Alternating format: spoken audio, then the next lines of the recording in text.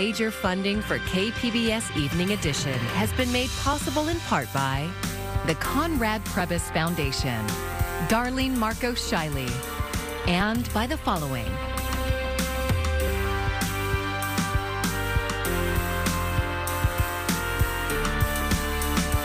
And by viewers like you. Thank you. Good evening. It's Thursday, March 17th. Thanks for joining us. I'm Maya Trabulsi.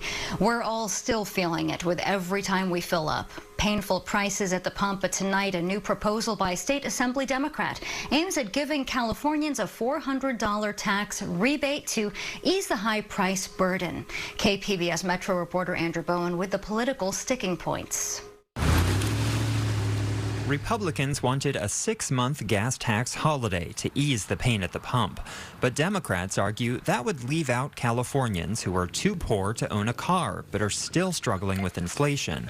Assemblymember Jackie Irwin of Ventura County says it would also ensure the money stays with consumers, not oil companies. And it'll go far in helping with price increases not only at the pump, but at the grocery store and on our utility bills. Californians are hurting and they need relief. California's gas tax is about 51 cents per gallon, but suspending it wouldn't mean an automatic 51-cent drop in gas prices.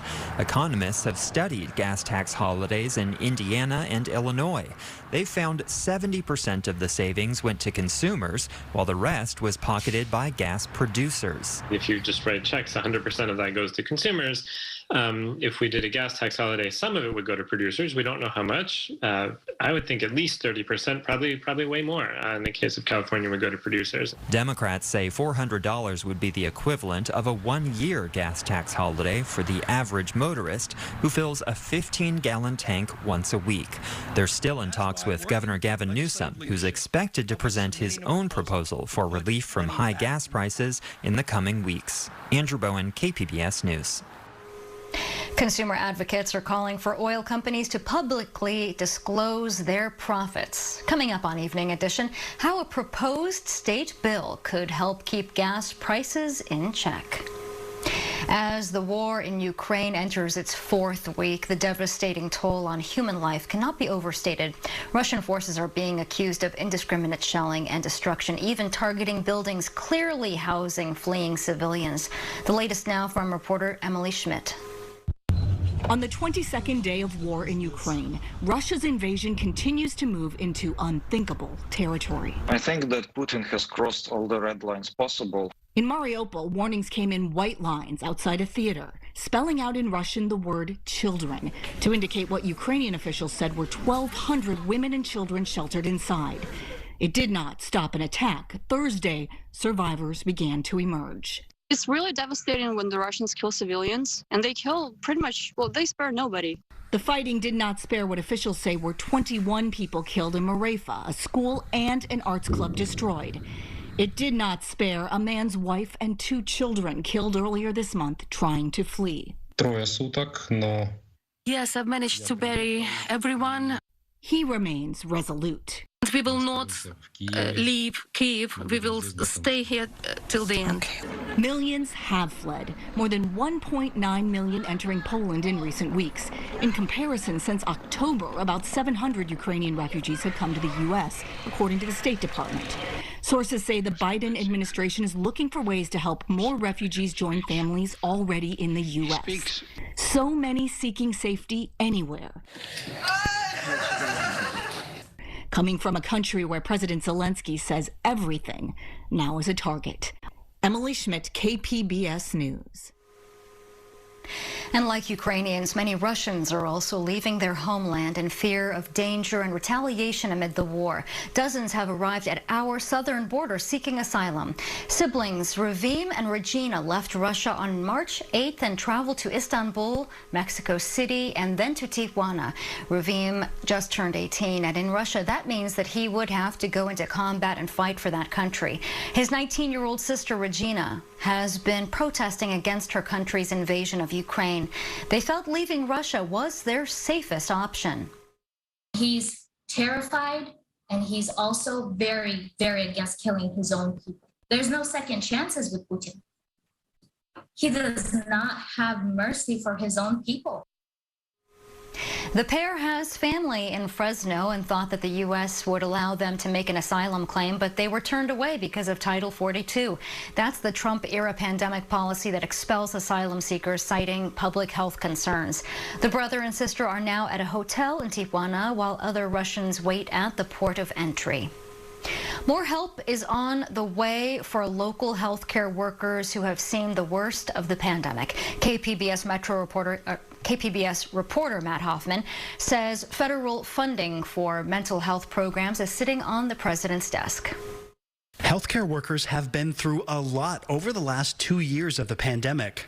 The Dr. Lorna Breen Healthcare Provider Protection Act has passed both the House and the Senate. The measure aims to provide millions of dollars in funding to create or beef up existing mental health programs. It's a problem. It's an issue. The rest of the country is aware of it now. Paul Kelly is a Sharp San Diego nurse who also acts as a union representative for hundreds of healthcare workers. He says staff have always been under pressure, but the pandemic made it worse. And the signs that I see are a lot of nurses are leaving. A lot of nurses are complaining of burnout. Staffing shortages means nurses have had to put in overtime. Kelly was picking up extra shifts himself, but noticed that it took a toll. It's like it creeps up on you. Like, I'm doing fine. I can handle this. I don't know anybody's complaining. And then you just start getting angry about things that you never got angry about before. The Healthcare Provider Protection Act was named after New York City Dr. Lorna Breen. She was working almost nonstop during COVID surges and became overwhelmed. And Dr. Breen's family has reported publicly that they think that her fear of reporting that she had a mental health concern to the Board of Medicine prevented her from getting the treatment she needed and led to her death by suicide. UC San Diego nurse scientist Judy Davidson has been studying suicides among healthcare workers for the last 5 years.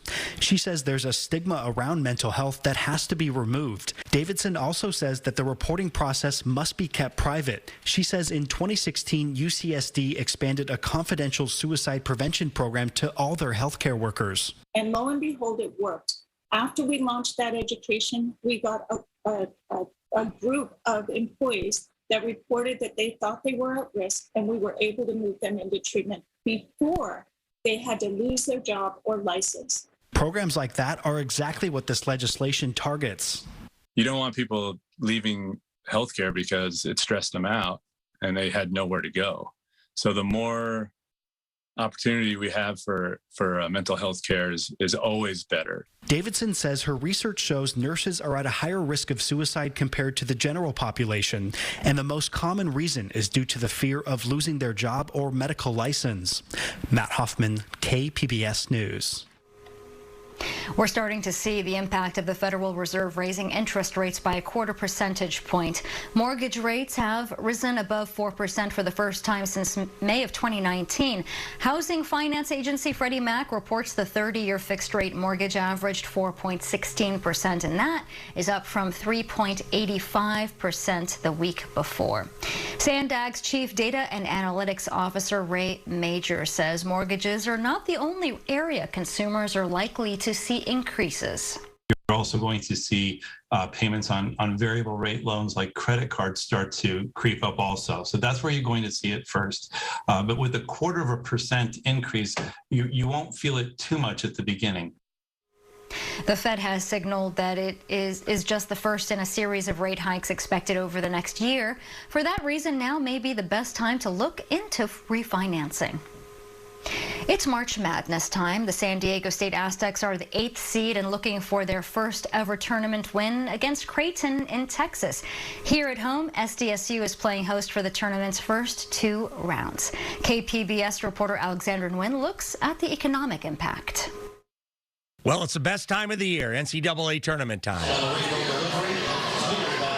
And San Diego businesses feel the same as Aztec coach Brian Dutcher.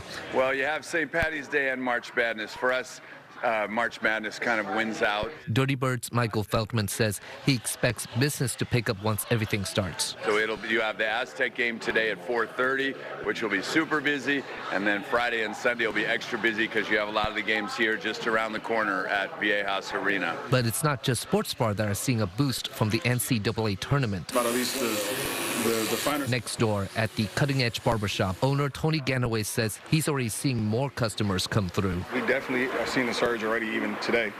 And, tomorrow's supposed to be even better. So I think it's very beneficial. It's definitely needed, especially after everything that's happened with the economy. According to Sports San Diego, the sporting arms of the San Diego Tourism Authority, the tournament is expected to pump $6 to $10 million to the local economy. The last time the tournament was held in San Diego, about 50% of attendees were from outside the area. So that's obviously a very good number to highlight of people that are coming in for the event, staying in hotels, eating at our restaurants and supporting our local economy. That's exactly what Michael Mangum and his wife are doing.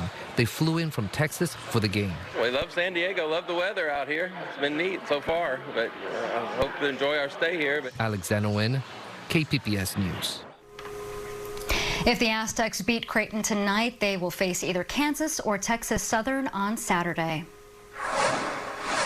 And today is St. Patrick's Day, and with the easing of many COVID restrictions, celebrations are picking up across the country. Here in San Diego, the traditional parade returned over the weekend. The CHP is reminding everyone planning on partying tonight to use a ride-share public transit or taxi to get home safely. Extra patrols will be out tonight on the lookout for impaired drivers.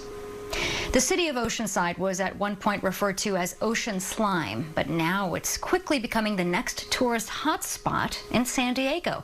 KPBS North County reporter Tanya Thorne takes a dive into the city's history and how it's changing. Pictures of lowriders, folklorico dancers, and portraits of homeless make up an exhibit at the Oceanside Museum of Art. This is Oceanside in a nutshell, basically. The exhibit is called Oceanside Unfiltered, and Zach Cordner is the curator.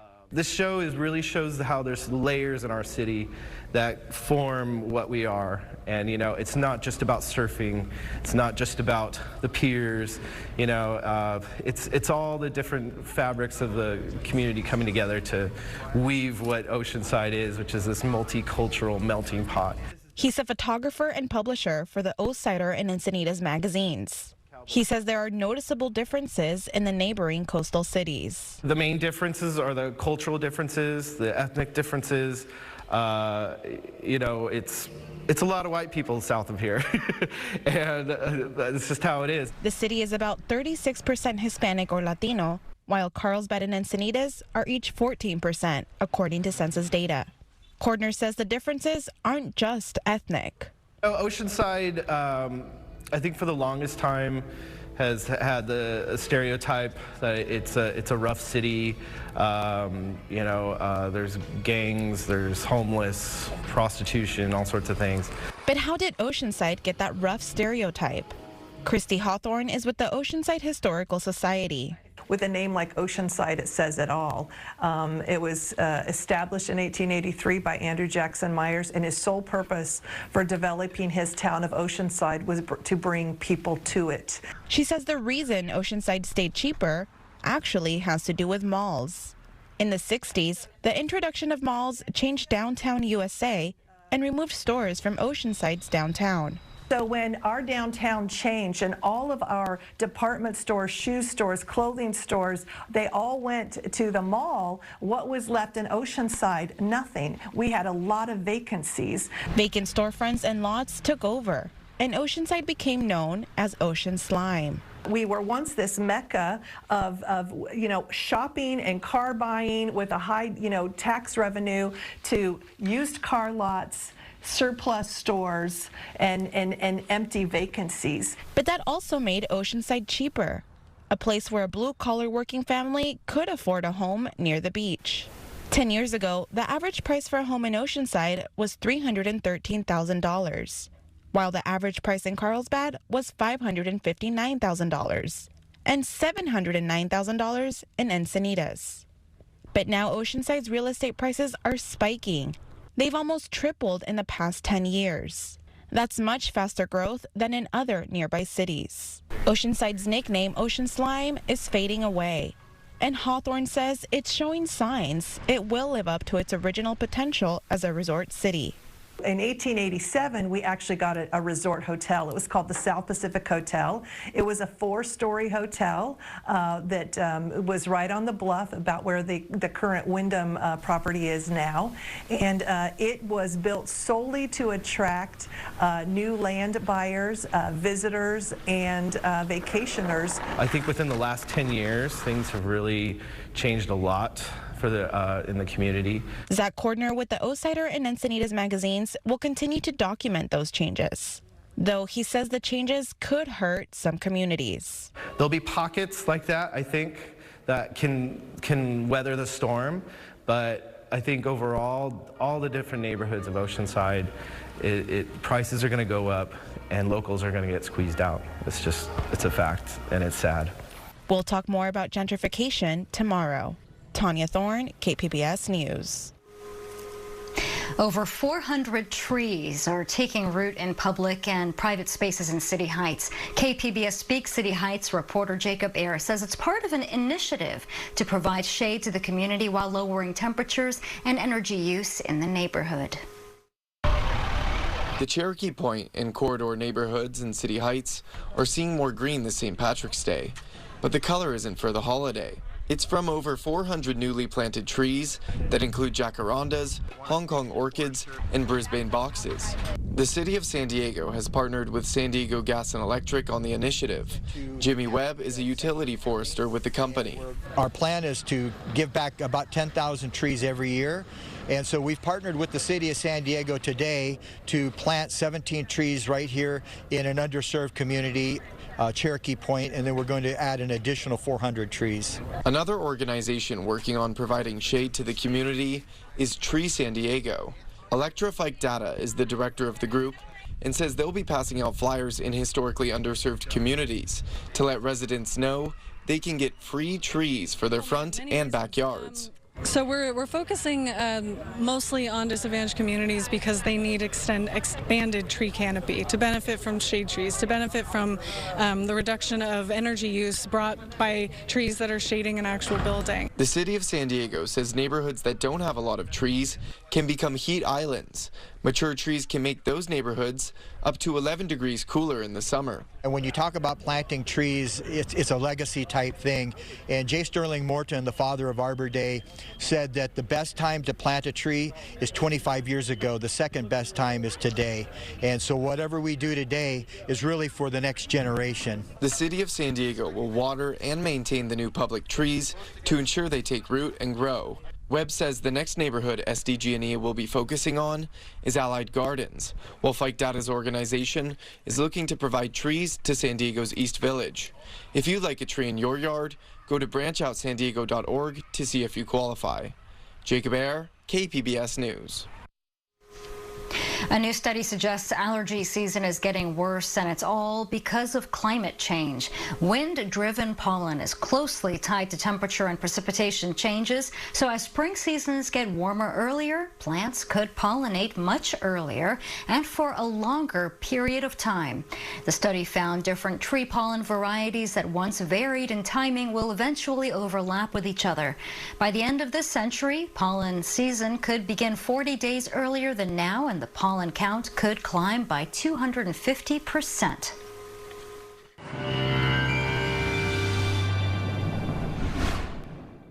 Onshore flow returning for us as we get through the next few days, and that's going to mean our temperatures start to ease down. We could even, with the next storm system working into the west, see a shower or two as we head through the weekend.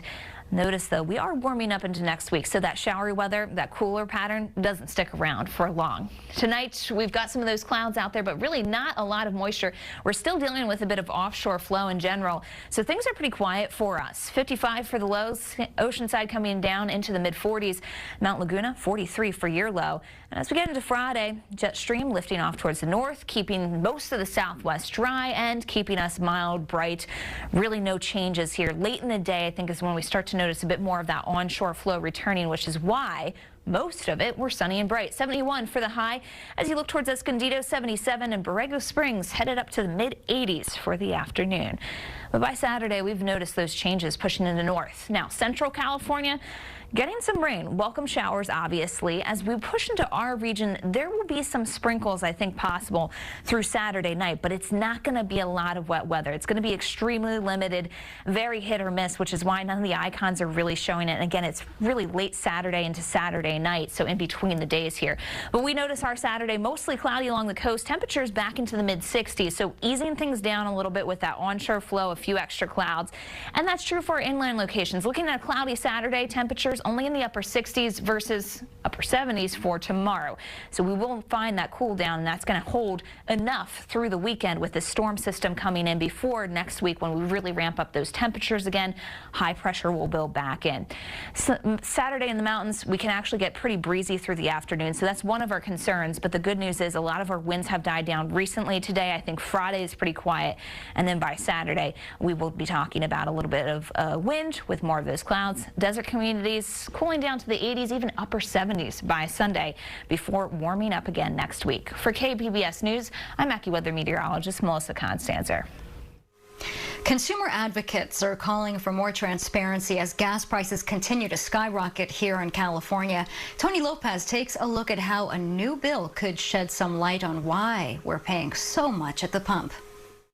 As California gas prices continue to reach record highs. $6 a gallon? Frustration is rising as quickly as the cost. It's outrageous. This is what we call the Golden State Gouge. Consumer Watchdog's President Jamie Court says rising prices are threatening our entire economy. It's a terrible choice to have to choose between food and rent and gasoline. We really need a full investigation of where the money goes. That's where UC Berkeley economist Severin Bornstein comes in.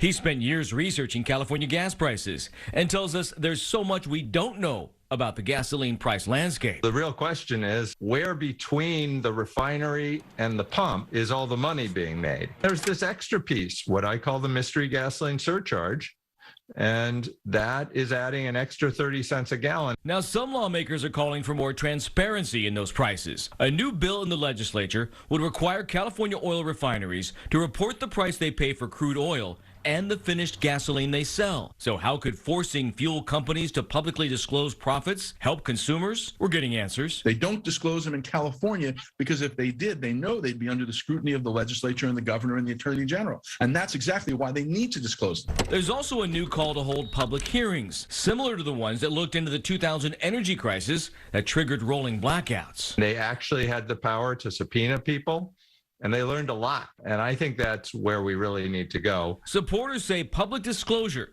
is one of the best ways to keep gas prices in check. Sunshine's the best disinfectant, and boy, does this gas industry need to be disinfected.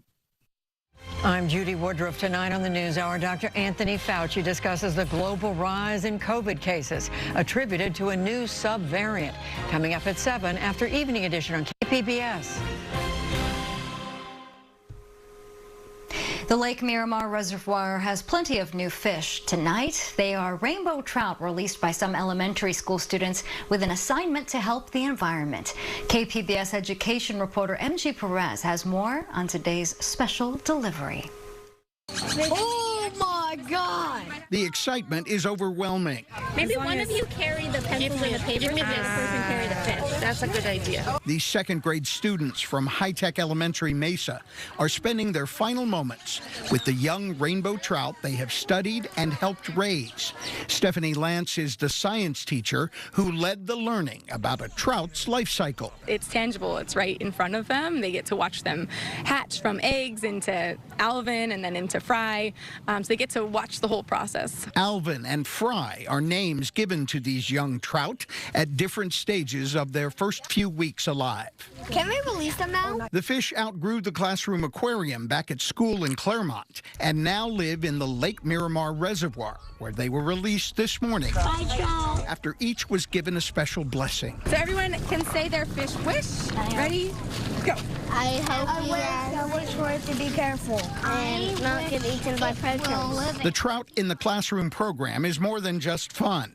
Students are connected to the Escondido Creek Conservancy, which is committed to conserving wildlife and habitats along the 26-mile Escondido Creek watershed. It starts at Lake Wolford and continues through the city of Escondido and on toward the ocean, spilling out into the San Elijo Lagoon. Unfortunately, there are no more rainbow trout along the watershed, as their habitat has been destroyed by humans. 7-year-old Liam and Leonardo worked together to raise their baby trout. We came up with 2 names, but then we found a way to kind of combine it to make one name. Joe and Godzilla, probably? And he became? Joezilla. Students have had custody of their young rainbow trout since January. And like in real life, being a parent isn't always easy. And there's a lesson in that, too. I asked for one with a lot of spots. So you named him? Spot. 8-year-old Cruz Martin said his fish wish for Spot and then let him go. I'm happy because he's out there, and I'm sad because I liked raising him.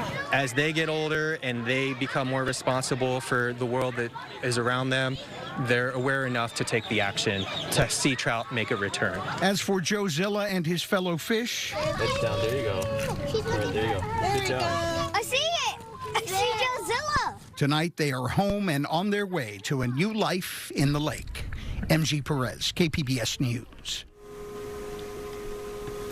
A newly discovered species of a prehistoric cat was unearthed here in San Diego County. And this week, the San Diego Natural History Museum unveiled the fossilized jaw and the teeth.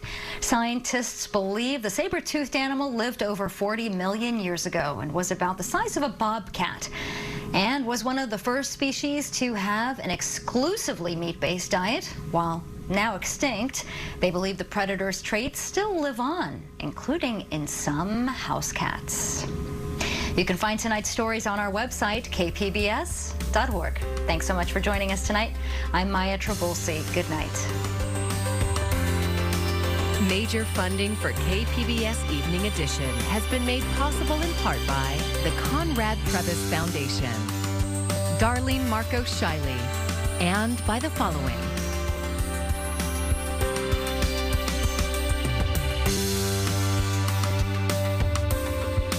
And by viewers like you. Thank you.